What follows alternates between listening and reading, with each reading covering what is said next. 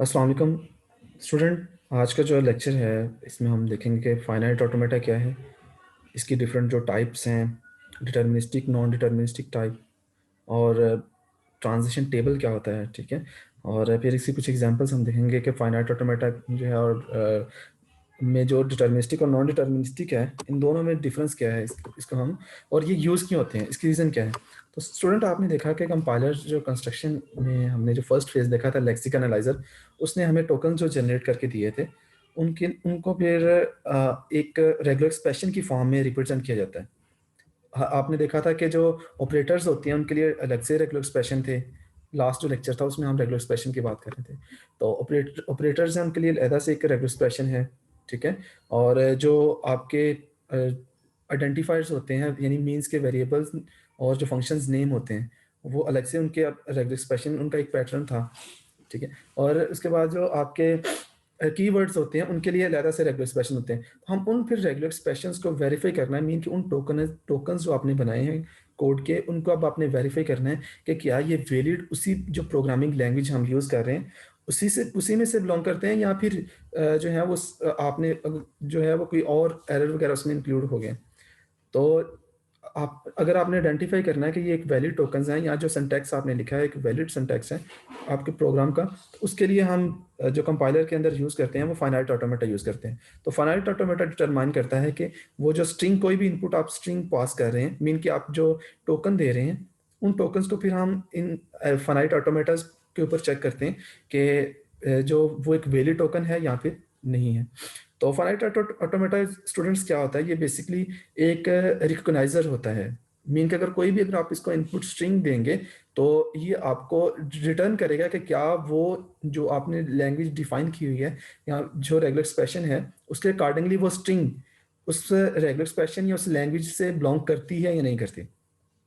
तो इसमें finite automata के अंदर आपको सेट ऑफ फाइनाइट स्टेट्स होंगी और कुछ लेबल्ड एजेस होंगे। ये जो एजेस होते हैं, इनके ऊपर आपके इनपुट स्ट्रिंग होती है। हम वन बाय वन जो है वो एक वन बाय वन आप सिंबल्स रीड करते हैं, और उसको फिर आप नेक्स्ट स्टेट पर मूव कर रहे होते हैं। तो फाइनाइट ऑटोमेटा को हम फाइनाइट ऑटोमेटा इसीलिए कहते हैं क्योंकि इसकी सेट ऑफ स्टेट्स जो हैं वो फाइनाइट हैं। ठीक है। तो फाइनाइट सेट ऑफ स्टेट्स और लेबल्ड जो एजेस हैं, वो एजेस के ऊपर हमें हमारे पास इनपुट स्ट्रिंग होगी। तो यानी कि हम one by one input string से एक सिंबल लेंगे, उसको रीड करते हुए फाइनाइट ऑटोमेटा की जो डिफरेंट स्टेट्स हैं उन पर मूव करते हुए चेक करेंगे कि इवेंचुअली जो हम फाइनल स्टेट पर पहुंच गए हैं नहीं। तो अगर आप फाइनल स्टेट पर रीच हो जाते हैं इनपुट स्ट्रिंग को रीड करते हुए, तो आप उसको एक्सेप्ट कर लेंगे, ये जो स्ट्रिंग है ये एक वैलिड उसी लैंग्वेज से बिलोंग कर रही है। क्योंकि अगर आपने सी प्लस प्लस लैंग्वेज बनाना है तो उसके लिए आपने देखा था कि एक अलग से कंपाइलर अपना होता है। जावा का अपना कंपाइलर है, पाइथन का अपना कंपाइलर है। तो हर एक लैंग्वेज का कंपाइलर डिफरेंट इसी वजह से है क्योंकि बैकएंड पे जो आपने उसके रूल्स डिफाइन करने हैं, जो ग्रामर्स डिफाइन करनी है, जो ऑटोमेटास डिफाइन किए होते हैं, फाइनाइट ऑटोमेटा, वो आपने डिफरेंट डिफाइन किए होते हैं। तो वो डिपेंड करते हैं आपकी लैंग्वेज कौन सी है, जौन सी लैंग्वेज होगी उसके अकॉर्डिंगली हम उसके फाइनाइट ऑटोमेटा डिफाइन करेंगे। फिर जब कोई भी इनपुट स्ट्रिंग आएगी, हम उस फाइनाइट ऑटोमेटा की बेस पे चेक करेंगे क्या वो एक वैलिड स्ट्रिंग है या नहीं है। तो स्टूडेंट, दो टाइप होती हैं आपकी फाइनाइट ऑटोमेटा की। एक को हम नॉन डिटर्मिनिस्टिक फाइनाइट ऑटोमेटा कहते हैं, जिसे हम एनएफए से नोट करते हैं। और सेकंड जो है वो आपका डिटर्मिनिस्टिक फाइनाइट ऑटोमेटा है।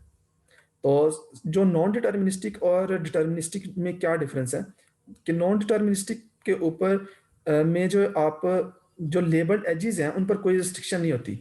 आप एक सिंबल को रीड करते हुए आप एक सिंबल को रीड करते हुए मोर देन वन स्टेट पर मूव कर सकते हैं नॉन डिटर्मिनिस्टिक में।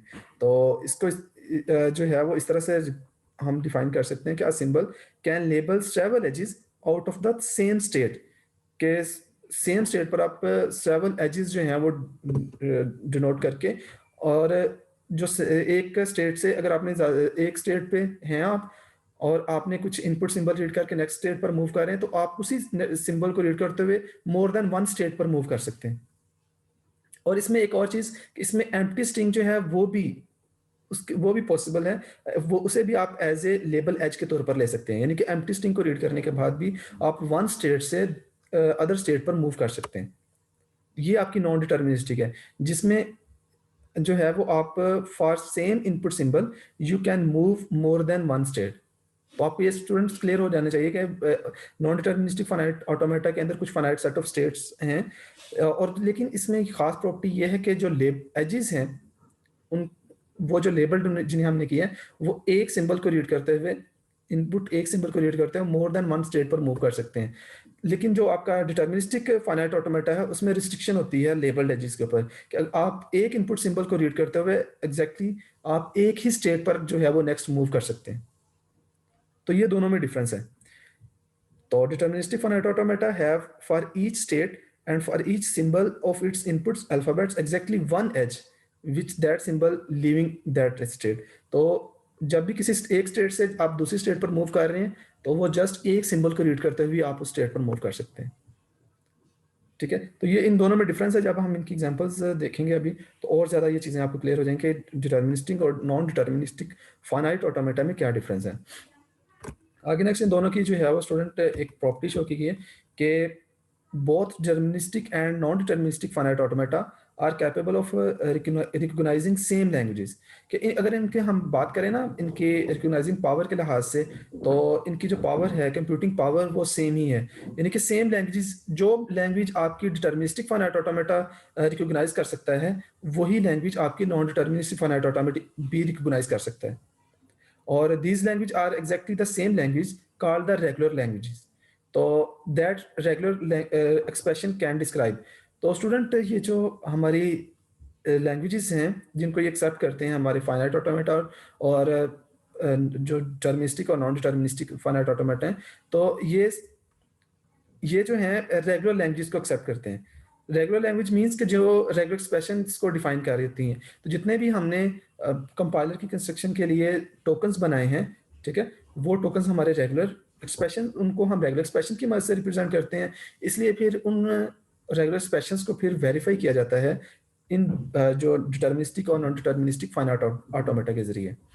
तो अब हम जो नॉन डिटर्मिनिस्टिक फाइनाइट ऑटोमेटा है इसको डिटेल में देख लेते हैं कि नॉन डिटर्मिनिस्टिक फाइनाइट ऑटोमेटा में क्या क्या चीज़ें इंक्लूड होती हैं।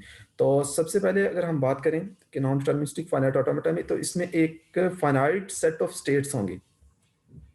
मीन के इसमें जितने भी नंबर ऑफ स्टेट्स हैं वो फाइनाइट हैं। ये एक ऐसी मशीन है फाइनाइट ऑटोमेटा जो है non deterministic finite automata. A set of input symbols जिसको हम सिग्मा से डिनोट करते हैं, यानी कि कुछ सेट ऑफ इनपुट सिंबल्स हैं जो कि हमने उस जो है वो स्टेट के लिए उस फाइनाइट ऑटोमेटा के लिए यूज करने हैं।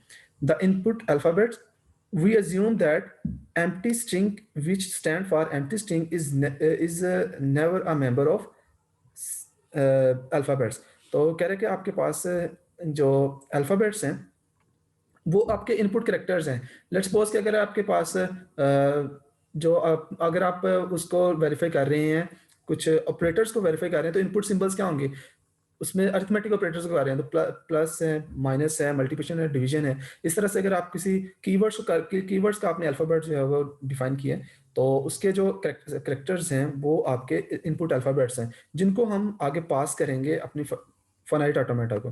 तो एक फाइनाइट सेट ऑफ स्टेट्स होती हैं, अ सेट ऑफ इनपुट सिंबल्स होते हैं, a transition function that gives for each state and for each symbol in sigma union epsilon not a set of next state। तो कह रहे हैं कि चूंकि इसमें हम जो हमारा इनपुट सिंबल है उसमें एम्प्टी स्ट्रिंग तो इंक्लूड नहीं होती, लेकिन नॉन डिटर्मिनिस्टिक में हमने पढ़ा है कि ये एम्प्टी स्ट्रिंग को भी एक्सेप्ट कर लेता है। तो फिर इसका मतलब है इनपुट सिंबल के साथ इसका यूनियन जो है ये सेट ऑफ ट्रांजिशन जो स्टेट हैं, ट्रांजिशन फंक्शन आपको बताता है कि इनपुट सिंबल एक इनपुट सिंबल को रीड करते हुए नेक्स्ट जो आपने कौन सी स्टेट पर मूव करना है, तो वो जो मूवमेंट होती है एक स्टेट से दूसरे स्टेट पर मूव करने के लिए उस फंक्शन को हम ट्रांजिशन फंक्शन का नाम देते हैं। फिर इसके अलावा स्टार्ट स्टेट, एक सिंगल स्टार्ट आपकी होगी that is distinguished as a start state और इनिशियल स्टेट, जिसको हम एस नोट से भी नोट करते हैं। और या फिर उस पर एरो हेड जो है वो स्टार्ट जो स्टेट होगी उस नोड को हम एरो हेड से भी शो कर देते हैं। तो इसमें एक सिंगल स्टार्ट स्टेट होगी, a set of states, a subset of S that is distinguished as the accepting state और फाइनल स्टेट। तो वन और मोर देन वन जो है वो फाइनल स्टेट होती हैं। तो स्टूडेंट आप नॉन डिटर्मिनिस्टिक जो फाइनाइट ऑटोमेटा है उसमें जो इंक्लूड है वो फाइनाइट सेट ऑफ स्टेट्स हैं, कुछ सेट ऑफ इनपुट सिंबल्स होगा, ट्रांजिशन फंक्शन है, स्टार्ट एक सिंगल स्टार्ट स्टेट है और मोर देन वन जो है वो फाइनल स्टेट है। ये आपका नॉन डिटर्मिनिस्टिक फाइनाइट ऑटोमेटा है। तो इसकी ये कुछ प्रॉपर्टी ये है, मेन जो प्रॉपर्टी है कि the same symbol can be labelled as from one state to travel different state, कि आप सेम सिंबल जो है वो सेम जो आपके पास इनपुट अल्फाबेट है उसको रीड करते हुए आप मोर देन वन स्टेट पर मूव कर सकते हैं। ये एक इसकी खास प्रॉपर्टी है।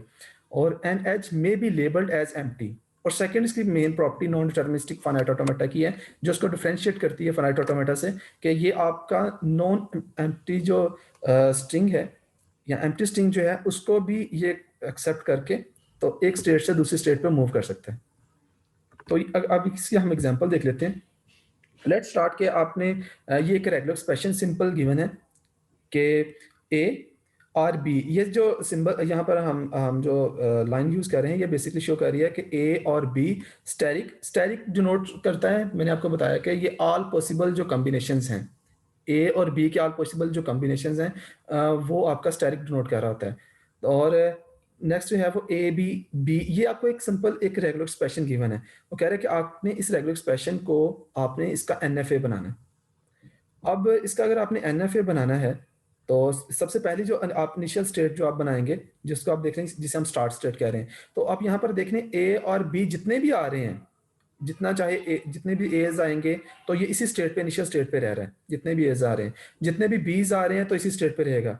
ए और बी स्टेरिक का मतलब है कि इसमें आप जो कॉम्बिनेशन देख सकते हैं वो आप सिंपल ए भी लिख सकते हैं, सिंपल बी भी लिख सकते हैं, ए बी भी लिख सकते हैं, डबल ए भी लिख सकते हैं। तो ऑल पॉसिबल जो ए और बी जो है इसके कॉम्बिनेशन, ये इनफाइनाइट मैनी स्ट्रिंग्स इसमें से जनरेट होंगी। ठीक है, तो तमाम की तमाम स्ट्रिंग्स हैं वो ये एक्सेप्ट कर लेगा। लेकिन उसके बाद फिर आपका ये जो रेगुलर एक्सप्रेशन जो है इसको हमने एक्सेप्ट कब करना है, जब आपके पास नेक्स्ट सिंबल ए हो, उससे नेक्स्ट आपका बी हो, उससे नेक्स्ट जो है वो आपका बी हो, देन फिर आपने ये जो फाइनल स्टेट आप इसको हम डबल सर्कल करते हैं, तो ये आपकी फाइनल स्टेट है, देन ये स्टेट आपकी एक्सेप्ट करेगी। तो स्टूडेंट ये रेगुलर एक्सप्रेशन आपको अंडरस्टैंड हुआ ये किस तरह से वर्क कर रहा है, कि जितने भी एज या बीज आएंगे वो इसी इनिशियल स्टेट पर रहेंगे। जैसे ही आपके पास ये स्ट्रिंग आगे फर्दर हमें प्रोसीड लेते हैं। क्या कह रहे हैं स्टूडेंट? Self loop. जी, मैं आपको बता रहा था कि अगर आपके पास ये एक रेगुलर एक्सप्रेशन है, रेगुलर एक्सप्रेशन है ए और बी स्टेरिक, और ये ए बी बी ये यानी कि ये रेगुलर एक्सप्रेशन स्टार्ट यहाँ से हो रहा है, एंडिंग जो है उसकी इस तरह से कि लाजमी तौर पर एंड पे दो बी होने चाहिए। तो इससे आपको आइडिया हो रहा होगा कि रेगुलर एक्सप्रेशन जो है वो एक पैटर्न को डिफाइन कर रहा होता है। तो इस तरह हमारे जो टोकन्स होते हैं उनका भी एक पर्टिकुलर पैटर्न होता है, तो उस हम पैटर्न को चेक कर सकते हैं by using NFA, by using DFA. तो ये उस पैटर्न को वेरीफाई कर रहा है कि जितने भी ए या बी आएंगे तो वो इसी स्टेट पर रहेगा। अगर स्टैरिक का मतलब है नल स्ट्रिंग भी होती है, कि लेट्स सपोज कि आपके पास एक इनपुट स्ट्रिंग आती है सिंपल ए डबल बी, तो वो भी ये जो आपका एनएफ है ये इसको एक्सेप्ट कर लेगा। ठीक है, ए भी पहले इसको रीड करेगा ए को, फिर बी को रीड करेगा, फिर बी को रीड करेगा, इसको एक्सेप्ट कर लेगा। लेट्स सपोज के डबल ए और ए डबल ए और ए बी भी आता है आपका इनपुट स्ट्रिंग, वो इस तरह से आके डबल ए और ए बी भी है। तो जितने भी जो एज आएंगे डबल एज है तो वो यहाँ पर उसको यहाँ पर मूव करता रहेगा इनिशियल स्टेट पे ही। जैसे नेक्स्ट फिर ए बी भी आ रहा है तो वो फिर इसको एक्सेप्ट करेगा, वन बाय वन उसको कैरेक्टर को जो अल्फाबेट उनको रीड करते हुए फाइनल स्टेट को एक्सेप्ट कर लेगा, फाइनल स्टेट उसको एक्सेप्ट कर लेगी। तो स्टूडेंट ये फिर ये इसे हम एनएफए क्यों कह रहे हैं? कोई स्टूडेंट इसमें मुझे बता सकेगा कि ये जो रेगुलर एक्सप्रेशन है इसके लिए हमने जो फाइनाइट ऑटोमेटा बनाया है ये एक एनएफए है, इसकी रीजन क्या है? मोर देन वन इनपुट्स हैं सर। यहाँ आप देख रहे हैं कि इनपुट सिंबल ए को रीड करते हुए हम इस इनिशियल स्टेट पर भी मूव कर रहे हैं और ये जो वन स्टेट है इस पर भी मूव कर रहे हैं। एक इनपुट सिंबल है जिसको ए से उसको रीड करते हुए हम इनिशियल स्टेट पर मूव कर रहे हैं और जो आपकी एक दूसरी स्टेट वन स्टेट है उस पर भी मूव कर रहे हैं। तो ये हमने पढ़ा था कि एनएफए में इस तरह से होता है कि सेम सिंबल को रीड करते हुए हम मोर देन वन स्टेट पर मूव कर सकते हैं, इसलिए ये आपका एनएफए है। लेकिन जब आप डीएफए को देखेंगे तो उसमें इस तरह का आपको नजर नहीं आएगा कि आप एक ही सिंबल को रीड करते हुए इसी स्टेट पर भी रहें और नेक्स्ट स्टेट पर भी मूव कर रहे हो, ऐसा आपको डीएफए में नजर नहीं आएगा। तो स्टूडेंट ये एनएफए की एग्जांपल अंडरस्टैंड होगी। नेक्स्ट फिर हम जो है वो आगे ट्रांजिशन टेबल को जाने मूव करते हैं कि ट्रांजिशन टेबल हम कैसे बनाते हैं। तो स्टूडेंट अगर आपको ट्रांजिशन टेबल अगर आपके पास एनएफए या डीएफए मौजूद है तो वहां से आप ट्रांजिशन टेबल बना सकते हैं और ट्रांजिशन टेबल से आप एनएफए या डीएफए बना सकते हैं। तो ट्रांजिशन टेबल आपको विजुअलाइज करवाता है स्टेट्स और इनपुट जो सिंबल्स हैं उनके दरम्यान में रिलेशन को। तो हम ट्रांजिशन टेबल देखते हैं कि ट्रांजिशन टेबल होता क्या है। We can also represent NFA by a transition table whose rows correspond to the state, यानी कि हम जो रोज होंगी हमारी वो जो एनएफए की स्टेट है उसको रिप्रेजेंट करेंगे। ट्रांजिशन टेबल है ना, ओवरसीज टेबल कैसे जनरेट होता है, कुछ इसमें रोज होंगी कुछ इसमें कॉलम्स होंगे। तो जो रोज हैं वो आपकी जो स्टेट्स होंगी उनको हम रो वाइज लिखेंगे और जो कॉलम जो हैं वो इनपुट सिंबल्स को डिनोट कर रहे होंगे। और इसके अलावा एंट्री फॉर गिवन स्टेट वो क्या होगी, an input is the value of the transition function applied to those argument. तो जो एंट्री होगी वो बेसिकली कौन ट्रांजिशन कुछ स्टेट से रीड करते हुए कौन से स्टेट पे आपके पास जो है वो आप इनपुट सिंबल को रीड करते हुए मूव कर रहे हैं, वो आपकी एंट्री आपने वहां पर लिखनी है। If the transition function has no information about the state input pair we put zero in the table for the pair. अगर आपके पास कोई भी आपके पास एक स्टेट से नेक्स्ट स्टेट पर कोई मूवमेंट नहीं हो रही तो वहां पर आप जीरो पुट कर देंगे। तो मैं आपको ट्रांजिशन टेबल इसी जो हमने अभी देखा था एनएफए बनाया था उसका मैं ट्रांजिशन टेबल जो है वो ड्रा करता हूँ। तो ये एनएफए आपका, अगर आपके पास एनएफए बनाओ तो स्टूडेंट क्या आपसे आप रेगुलर एक्सप्रेशन लिख सकते हैं, रेगुलर एक्सप्रेशन से आप एनएफए लिख सकते हैं और एनएफए से आप उसका रेगुलर एक्सप्रेशन डिफाइन कर सकते हैं। तो ये आपको ये रेगुलर एक्सप्रेशन था कि जो इसको हम इस तरह से डिफाइन कर सकते हैं कि ये कैसी उन स्ट्रिंग को एक्सेप्ट करेगा जो कि डबल जो ए और डबल बीज पर एंड होती हैं, उन तमाम की तमाम स्ट्रिंग्स को ये एक्सेप्ट कर सकता है। ये आपने रेगुलर एक्सप्रेशन डिफाइन कर दिया। अब इसका ये एनएफए है। अब एनएफए से जो ट्रांजिशन टेबल है वो किस तरह से बना है, अब ये यहाँ पर देखें कि ये आपके जो स्टेट्स जो हैं उनको मैंने यहाँ पर लिखा 0 1 2 3 आपकी स्टेट्स हैं, ये 0 1 2 3 और ये इनपुट सिंबल्स हैं ए बी। और चूंकि इसमें आप देख रहे हैं कि जो इनपुट सिंबल्स है वो ए और बी ही यूज हुए हैं, ए बी और एम्प्टी स्ट्रिंग बी, चूंकि हमारा ये एनएफ है। अब आपके पास इनिशियल स्टेट आपकी जो है वो जीरो स्टेट है। जीरो स्टेट से अगर मैं इनपुट ए को रीड करता हूं तो मैं कौन कौन सी स्टेट पे मूव कर सकता हूं वो आपने यहां पर लिखनी है। जीरो स्टेट पे हूं, मैंने इनपुट सिंबल ए को रीड करना है। तो जीरो स्टेट पे हूं, मैं इनपुट सिंबल अगर ए को रीड करता हूं तो मैं इसी जीरो स्टेट पे रहता हूं या फिर मैं वन स्टेट पर मूव कर सकता हूं। तो ये देखें मैंने यहाँ पर उन दोनों जो स्टेट्स हैं जहां पर ये ट्रांजिशन फंक्शन मूव कर सकता है वो उसको मैंने यहाँ पर लिख लिया। जीरो स्टेट पर हूं और अगर मैंने बी सिंबल रीड किया है तो मैं कौन सी स्टेट पर मूव कर सकता हूं, जीरो से। अगर मैंने बी रीड किया है तो मैं इस जीरो स्टेट पर ही रहता हूं। तो ये देखें उसको मैंने यहाँ पर रिप्रेजेंट कर दिया। फिर जीरो स्टेट से अगर मैं एम्प्टी रीड करता हूं तो चूंकि एम्प्टी स्ट्रिंग यहाँ पर यूज ही नहीं हुई तो उसके लिए मैंने यहाँ पर 5 या 0 जो है वो मैंने प्लेस कर देना टेबल के अंदर। तो स्टूडेंट आपको ये क्लियर हुआ कि फर्स्ट जो एंट्री है वो किस तरह से, इसमें ये 0 1 क्यों लिखा हुआ है, ये 0 और एम्प्टी क्यों लिखा हुआ है। सेकंड फिर हम अब इसी तरह मैं चेक करूंगा कि अगर मैं वन स्टेट पर हूं और मैं इनपुट सिंबल ए रीड करता हूं तो मैं कौन से स्टेट पर मूव हो रहा हूं।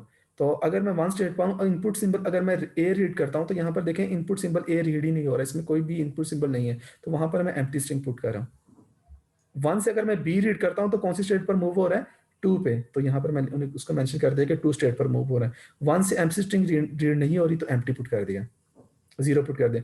फिर टू स्टेट के लिए भी आप इसी तरह चेक करेंगे कि चूंकि ए पर कोई मूवमेंट नहीं हो रही, टू से हम बी रीड कर रहे हैं तो हम थ्री पे मूव हो रहे हैं तो आपने यहाँ लिख दिया टू से एम्प्टी स्ट्रिंग, तो ये जो एम्प्टी आएगा। थ्री से हम किसी भी स्टेट पर मूव नहीं हो रहे थे किसी सिंबल को रीड करते हुए तो यहाँ 0 0 0 आएंगे। तो ये इस तरह से आपका ट्रांजिशन टेबल होगा। स्टूडेंट्स ये आपको क्लियर हुआ कि ये ट्रांजिशन टेबल किस तरह से बना है, कोई कंफ्यूजन है तो पूछ लें आप। ओके नेक्स्ट जो है वो फिर हम एक और एग्जांपल देखते हैं जिसमें हम एम्प्टी जो स्ट्रिंग है उसको रीड, जो हमने कहा था ना कि जो आपका ट्रांजिशन टेबल है वो आपका एम्प्टी जो एनएफ है वो आपका एम्प्टी स्ट्रिंग को रीड करके भी एक स्टेट से दूसरी स्टेट पर मूव कर सकता है। तो उसका हम टेबल देखते हैं कि वो जो है उसकी डायग्राम देखते हैं कि वो किस तरह से वर्क करता है। लेट्स सपोज कि आपने एनएफए बनाना है, ये आपके पास रेगुलर एक्सप्रेशन है। ये रेगुलर एक्सप्रेशन इस तरह से डिफाइन कर रहा है कि ये रेगुलर एक्सप्रेशन या तो जो इनपुट स्ट्रिंग है वो आपके पास ए से स्टार्ट हो रही है तो जितने मर्जी आपके पास वन ए भी आ सकता है, मोर देन वन एज भी इसमें इंक्लूड हो सकते हैं, ठीक है। या फिर जो ये और का सिंबल है और यहाँ वो स्टार्ट हो रही है बी से रेगुलर एक्सप्रेशन और जितने जो आपके पास स्ट्रिंग के एलिमेंट हैं वो ऑलमोस्ट इनफाइनाइट मैनीज जो हैं वो बीस आ सकती हैं। तो इस रेगुलर एक्सप्रेशन को अगर मैंने एनएफए बनाना है तो ये आपकी इनिशियल और स्टार्टर है जिसको मैंने 0 से नोट किया।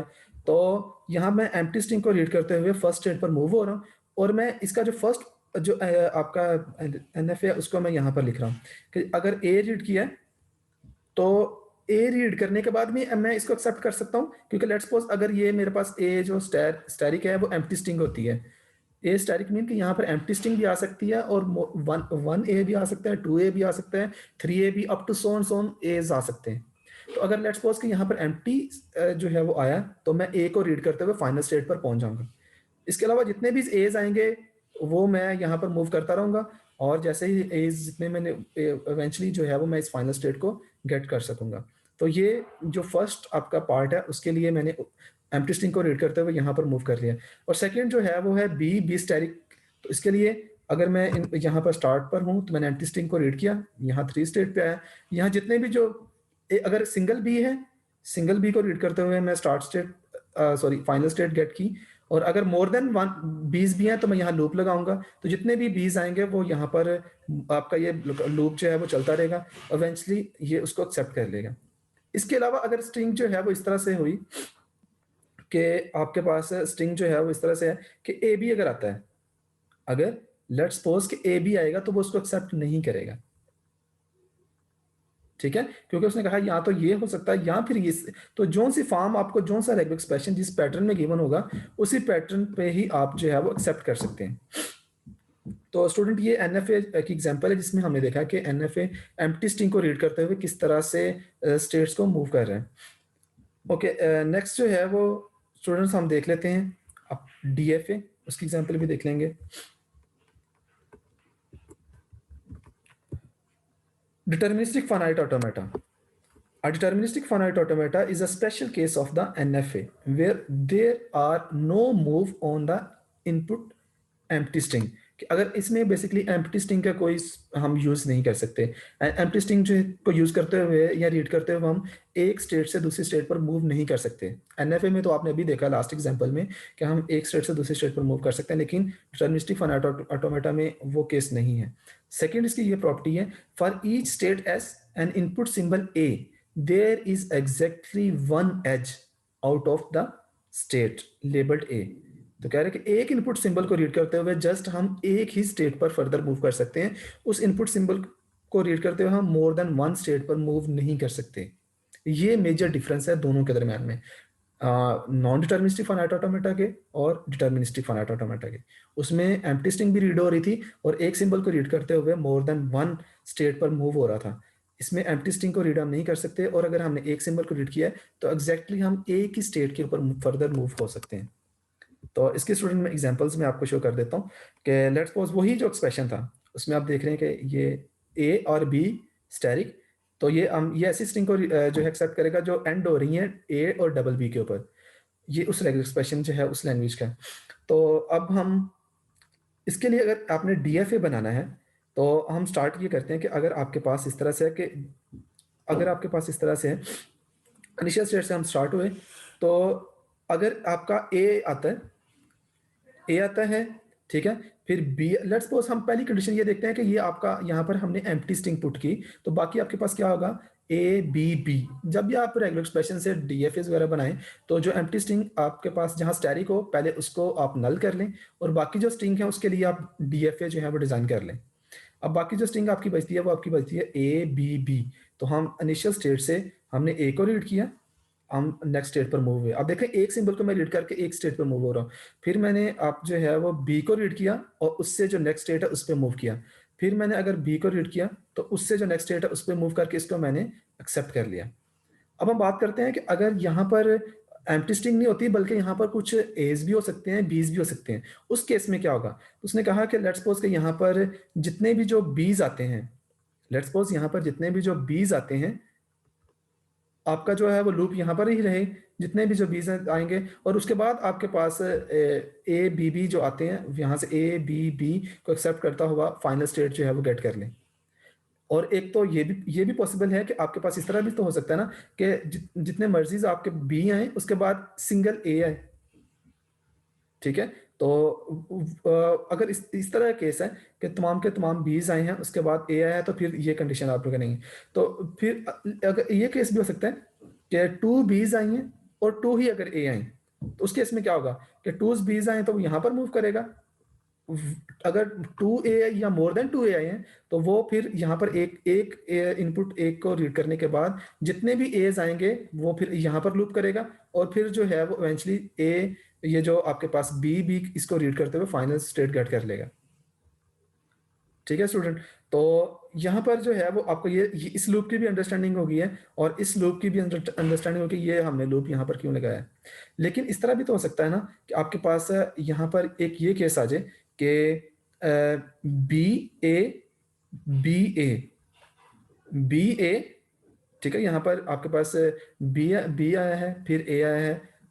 तो अगर इस तरह से आपके पास बी ए केस हो तो फिर इस तरह से आप देखें कि हमारे पास ये बी है, ये ए रीड किया, ये बी है। अगर दोबारा से ए आ जाता है तो फिर हम यहाँ से दोबारा से इस ए वाली स्टेट पे लूप लगाएंगे। तो आप जितने भी एज अगर हमें रिसीव हो रहे हैं तो आप देख रहे हैं यहाँ पर लूप हमने कहाँ कौन सी स्टेट पे लगाया है, जहां पर ए पर रीड करते हुए हम पहुंच रहे हैं, यहाँ पर भी ए पर लूप लगाया, सेकंड स्टेट पर भी ए पर लूप लगाया, यहाँ पर भी जो फाइनल स्टेट है ए पर भी लूप लगाया, और जितने भी जो बीज आ रहे हैं उसके लिए हमने ये इनिशियल जो स्टेट है वहां पर लूप लगाए, यहाँ पर, और यहाँ से फाइनल से अगर आपके पास बी आता है तो उसको भी रीड करते हुए यहाँ पर आ रहा है। तो ये आप देख रहे हैं कि अगर आपका जो डीएफए होता है ये कंपैरेटिवली आपका एनएफए से कम्प्लेक्स होता है, इसलिए जो आपका कंपाइलर के अंदर हम डिटर्मिनिस्टिक मशीन यूज करेंगे, सॉरी आप जो फाइनाइट ऑटोमेटा यूज करेंगे वो एनएफए होता है। तो हम देखेंगे किस तरह से हम कन्वर्ट करते हैं। आप एनएफए को ये जो डीएफए हमने बनाया है इसको अगर हमने एनएफए में कन्वर्ट करना है तो उसके लिए हम किस तरह से इसको कन्वर्ट कर सकते हैं। तो स्टूडेंट ये आज का जो टॉपिक है वो हमारा यही तक था कि हमने देखना था कि आपका फाइनाइट ऑटोमेटा क्या है, डिटर्मिनिस्टिक फाइनाइट ऑटोमेटा क्या होता है, नॉन डिटर्मिनिस्टिक फाइनाइट ऑटोमेटा क्या होता है, और फिर ट्रांजिशन टेबल क्या होता है। तो ट्रांजिशन टेबल एक रिप्रेजेंटेशन होती है जिससे आप किसी भी एनएफए और डीएफए को एक टेबल में रिप्रेजेंट कर सकते हैं। स्टेट्स और इनपुट सिंबल के दरमियान में क्या रिलेशन है उसको आप टेबल्स के जरिए एंट्रीज रिप्रेजेंट कर सकते हैं। अगर आपको ट्रांजिशन टेबल गिवन हो तो आप उससे एनएफए और डीएफए बना सकते हैं। अगर आपको रेगुलर एक्सप्रेशन भी गिवन हो उससे भी आप एनएफए और डीएफए बना सकते हैं। तो इस हवाले से किसी स्टूडेंट को क्वेश्चन है तो you can ask me. Finite automata में सबसे पहले हमने ये देखा कि फाइनाइट ऑटोमेटा एक रिकॉग्नाइजर है। ये कोई भी इनपुट अगर आप इसको स्ट्रिंग देते हैं तो ये आपको बताएंगे कि वो जो स्ट्रिंग आपने ली है वो किसी लैंग्वेज, वैलिड जो लैंग्वेज है, लैंग्वेज से बिलोंग करती है या नहीं करती। तो ये हम फाइनाइट ऑटोमेटा कंपाइलर के अंदर जो हम यूज़ करते हैं ये टोकन्स को रिकॉग्नाइज करने के लिए यूज़ करते हैं कि वो जो टोकन्स हैं वो हमारे वैलिड टोकन है, उसी लैंग्वेज से बिलोंग करते हैं या नहीं करते। ठीक है। तो दो टाइप से हमने देखी इसकी, डिटर्मिनिस्टिक और नॉन डिटर्मिनिस्टिक। नॉन डिटर्मिनिस्टिक और डिटर्मिनिस्टिक में जो मेजर डिफरेंस हमने देखा वो ये था कि नॉन डिटर्मिनिस्टिक मशीन के अंदर आपके पास एक जो नोड है, एक जो स्टेट है, उससे नेक्स्ट जो स्टेट है उस पर मूव करने के लिए आपने देखा कि अगर आप एक इनपुट सिंबल को रीड करते हुए एक स्टेट से नेक्स्ट एक से ज्यादा स्टेट पर मूव कर सकते हैं, एक इनपुट सिंबल को रीड करते हो वो आपकी नॉन डिटर्मिनिस्टिक है। और अगर आप जो है एम्प्टी स्ट्रिंग को भी एक रीड करते हुए एक स्टेट से दूसरी स्टेट पर मूव कर सकते हैं तो वो भी आपकी नॉन डिटर्मिनिस्टिक ट्यूरिंग मशीन होगी, non deterministic finite automata sorry होगा। और डिटर्मिनिस्टिक फाइनाइट ऑटोमेटा कौन सा है, जिसमें आप एक इनपुट सिंबल को रीड करते हुए आप एक ही स्टेट पर मूव कर सकते हैं, फर्दर एक इनपुट सिंबल्स को रीड करते हुए एक स्टेट पर मूव कर सकते हैं, और इसमें कोई एम्प्टी स्ट्रिंग जो है वो नहीं कर हो सकती एक स्टेट से दूसरी स्टेट पर मूव करने के लिए। ये मेजर डिफरेंस था। फिर हमने इसकी कुछ देखा कि ये दोनों जो डिटर्मिनिस्टिक और नॉन डिटर्मिनिस्टिक है ये रेगुलर लैंग्वेजेस जो हमारी होती हैं उनको रिकॉग्नाइज करने के लिए हम यूज़ करते हैं। रेगुलर लैंग्वेज जो रेगुलर एक्सप्रेशंस को जो है एक्सप्लेन कर रही होती हैं, रेगुलर एक्सप्रेशंस को डिफाइन कर रही होती हैं, उन लैंग्वेज को हम रेगुलर लैंग्वेज का नाम दे रहे हैं। तो ये फाइनाइट ऑटोमेटा और नॉन जो डिटर्मिनिस्टिक और नॉन डिटर्मिनिस्टिक है, इन दोनों की अगर हम पावर क्लास से बात करें ना तो ऑलमोस्ट इनकी जो कंप्यूटेशनल पावर है वो सेम है। मीन के ये दोनों जो है वो सेम लैंग्वेजेस को रिकॉग्नाइज कर सकते हैं, उसको एक्सेप्ट करते हैं। तो कंप्यूटेशनली दोनों जो है इक्वल है। लेकिन अगर हमने जब इनकी वो डायग्राम के लिहाज से देखा था तो जो डीएफए है वो कम्प्लेक्स होता है, एनएफए कंपैरेटिवली उससे कम्प्लेक्स नहीं होता, क्योंकि एनएफए आपको फैसिलिटेट कर रहा होता है कि आप एक इनपुट सिंबल को रीड करते हुए मोर देन वन स्टेट पर मूव कर सकते हैं। तो उससे फिर जो है वो आपकी जो मशीन है या फिर आपका जो डीएफए है उसके लिए ईजी हो जाता है स्ट्रिंग को रिकॉग्नाइज करना।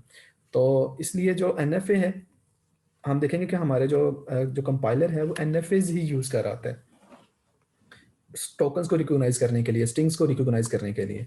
तो उसमें हमने मेन चीज़ें ये देखी कि इसमें कुछ फाइनाइट सेट ऑफ स्टेट्स हैं, इनपुट सिंबल्स होते हैं, ट्रांजिशन फंक्शन होता है, वन इनिशियल स्टेट होती है, मोर देन वन जो है वो फाइनल स्टेट हो सकती है। ये कुछ एग्जांपल्स हमने देखी थी कि आपके पास यहाँ पर क्यों हमने इसे कहा था कि ये NF है, क्योंकि यहाँ पर देख रहे हैं एक ए सिंबल को रीड करते हुए, सिंगल इनपुट सिंबल को रीड करते हुए हम एक स्टेट 0 पे भी मूव कर रहे हैं और 1 पे मूव कर रहे हैं। इसलिए ये जो आपके पास NFA बनाया गया है, जो फाइनाइट ऑटोमेटा बनाया गया, ये NFA है इस रेगुलर एक्सप्रेशन का। तो ट्रांजिशन टेबल में हमने देखा कि हम जो स्टेट्स हैं और इनपुट सिंबल्स को रीड करते हुए हम फर्दर कौन सी स्टेट पे मूव कर रहे हैं उसको एक टेबल की फॉर्म में हम रिप्रेजेंट करते हैं।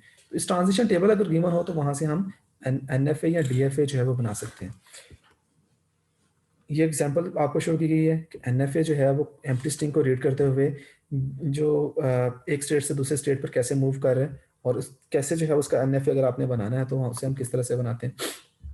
डिटर्मिनिस्टिक में उसने वो यही बताया था कि आपके पास इस तरह से है कि आप मूव कर सकते हैं, मूव नहीं कर सकते इनपुट सिंबल एम्प्टी स्ट्रिंग को रीड करते हुए, और एग्जैक्टली एक इनपुट सिंबल को जब आपने रीड करना है तो आप एक ही स्टेट पर मूव हो सकते हैं। तो ये आप देख रहे हैं कि यहाँ पर कंपैरेटिवली NFA के आपको ज़्यादा जो है वो एजेस ड्रा करने पड़ते हैं, तो ये कम्प्लेक्स होता है DFA कंपैरेटिवली NFA। तो हमारा जो कंपाइलर के अंदर बैकएंड पे जो यूज़ हम करते हैं टोकन्स को रिकॉग्नाइज करने के लिए, वो आपके NFAs होते हैं। तो हम देखेंगे कि कैसे हम DFA इस तरह का कम्प्लेक्स स्ट्रक्चर है उसको हम NFA में किस तरह से कन्वर्ट करते हैं।